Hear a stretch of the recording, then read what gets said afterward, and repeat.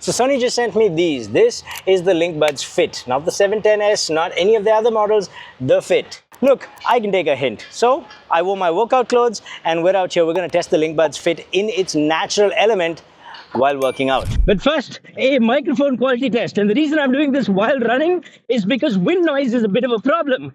I can hear a lot of wind noise right now. The question is my voice coming through clearly despite the wind noise? Now, that's as much breeze as I can generate. But in the breezy conditions, the wind noise is a problem. What was my voice like? You tell me. You know what? Screw this. It's summer in Dubai. We're just gonna go to the gym where the AC's on and do the rest of this, okay? Okay. So much better. Now, straight away, one of the things I noticed, and you can't see this, see that? That is quite the bulge. Alright, that got really awkward really fast, but basically, this is a thick boy, and the problem with that is it causes quite a bulge in your pocket.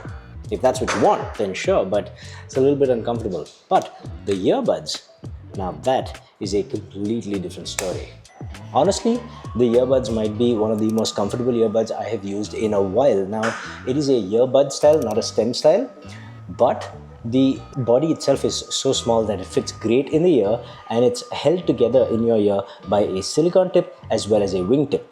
Now, the problem with a lot of things that use a ear tip and a wing tip is that the wing tip is often quite uncomfortable over time. So what Sony's done is two things. One, they've used a kind of silicone that is soft enough that it's pliable, that doesn't push back against your ear that much, which is a very good thing, but also not too soft that it just folds in on itself. Because if the ear tip folds in on itself, you lose the seal of the ear, which means you lose noise cancelling performance as well as bass performance, and you definitely don't want that.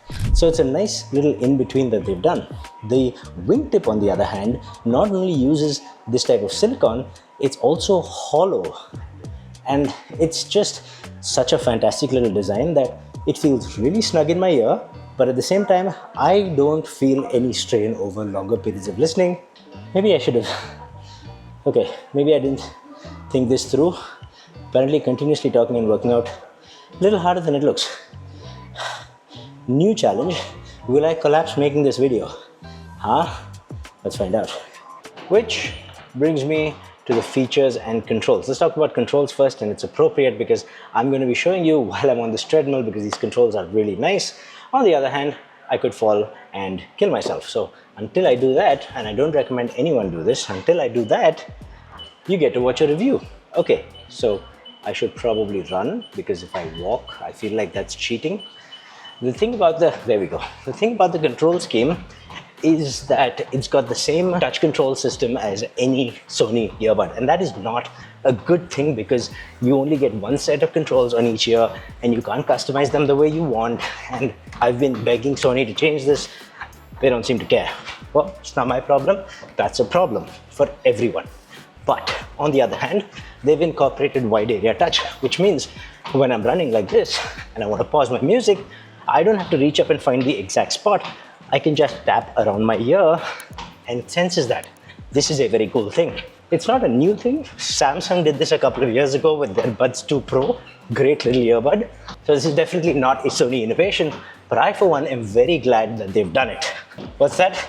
It makes you uncomfortable watching me run? Well, listen man, if you clicked on something that has fitness in it, you either get someone who's jacked or you get someone like me. Welcome to the other side. Okay, now that I've successfully managed not to fall off while filming, time to go do some weights. Now, features wise, honestly, there's not much to speak about this because if you've seen the feature set of any of the latest Sony buds that have come out, this is kind of the same thing. It has multi-point, it has support for LDAC. In a refreshing change, this year Sony's brought out support for low energy audio, which is very nice. So it's a little cumbersome to shift to low energy audio. You kind of have to unpair the device, forget the device, repair it, so on. But it's there, it'll help you conserve battery. And honestly, sound quality wise is not too much of a difference. There's also this background sound effect. And what that basically does is it takes what you're listening to and gives it a spatial audio effect. Normally I would call this gimmicky, but there's three effects: living room, my room, and finally cafe. And between these three, I would pick my room because honestly, it sounds like it's coming from speakers in your room and it's really not a bad effect. It's kind of a relaxed way to listen to whatever you're listening to. I quite like it. Which brings me to sound quality. What? Don't laugh. Don't laugh. It might not be much, but at least I'm out here doing something. What are you doing? Huh? Getting a little aggressive. It must be all the testosterone coursing through my veins. Feels kind of nice. Feels kind of nice, but I'm going off track.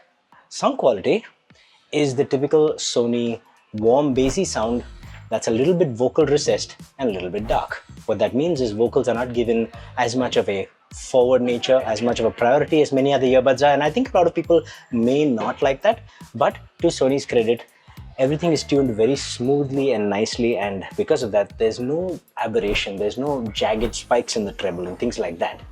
However, I think we can improve on this a little bit.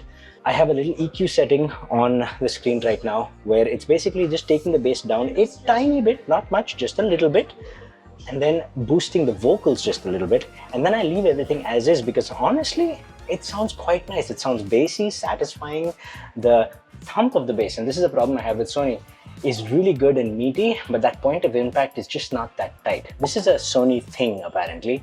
I always like sound that's tuned pretty well out of the box where it needs minimal to no EQ intervention, because for most people, EQ is a thing that they have, but they don't want to mess about. You just want good sound out of the box. This is good sound out of the box. Noise cancelling, you'll see a graph up. You'll see the top line is the reference line or the noise line, and the line below that is the noise cancelled signal. So the idea is the second line should be as far below the first line as possible. Lower is better. Lower means more noise cancelled, basically. And what you're seeing is very mediocre performance, because the fact is, while it does cancel out a fair bit of bass frequencies, a lot of mids and highs in your environment will come through to you. This is frankly not great performance for something that's $210, something like that. Here's the deal. Will it still work with your music running? Yes. If you've got ANC on, if you've got your music running, chances are you won't be able to hear much outside, so that's great. But if you just want a little bit of noise cancelling, this is probably not going to do as good a job as you'd expect for $200. Remember, for $250 odd, you can get something like the Technics AZ100, which is fantastic noise cancelling. Not the best in the market, but really good for where it's at. And now comes the good bit, transparency. This thing has some of the best transparency I've heard in a long time. Sony's been getting better at this. Again, the XM6 headphones, pretty darn good at transparency. Let me be honest with you, a lot of people are saying, oh my god, the new transparencies, they're as good as the AirPods. No, they're not. They're really not. However, they're the next best thing. This is very good. Now you get that same ambient sound mode from 0 to 20. What you're seeing on the screen right now is my recommended setting for ambient setting for it to sound as natural as possible. And I can tell you, I'm using it right now in the gym. You want this on ambient, you want your music pumping so that you can hear people come up to you and ask you how long you're going to be on the set. Or if you're out and about running, then you want to know if there's a car coming up next to you, right? This is very good. Definitely one of the best transparency modes I've heard in a while. So then, question is the Linkbuds S worth buying? And the answer is, honestly, it's not that straightforward. If you wanted something that had both a snug fit and a really comfortable fit for long-term listening, then yes, the Linkbuds Fit is probably one of the better things out there. If you wanted something with fantastic transparency mode, the Linkbuds S is phenomenal. If you want something with good sound quality, I would still recommend the Linkbuds Fit. If you want something that's cheap, this is $200. It's not exactly cheap. If you want something that has the best noise cancelling for the money, this is definitely not it.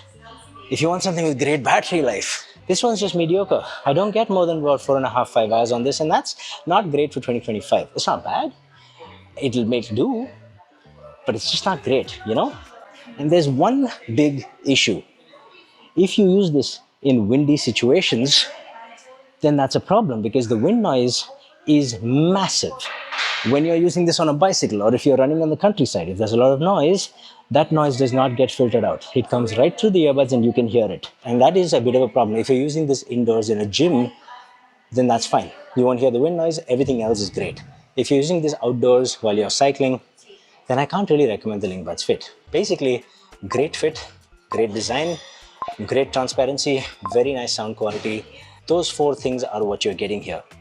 What you don't get is great wind noise reduction with the transparency or the noise cancelling mode active, phenomenal battery life. But apart from that, and you get a bulge in your pocket. But apart from that, pretty good headphone, a little bit on the expensive side, but I like the sound and I like the transparency, and I really, really love the fit. That is in a nutshell the Linkbuds Fit. And this is what's new. Subscribe and like the video if you thought this was useful or just plain entertaining. You thought I'd pass out, didn't you? I didn't. I cut that part of the video. Sorry, you're not going to see it. Maybe in the member section. I don't know. I'll see you in the next one. Stay happy, stay peaceful, stay colorful. Namaste.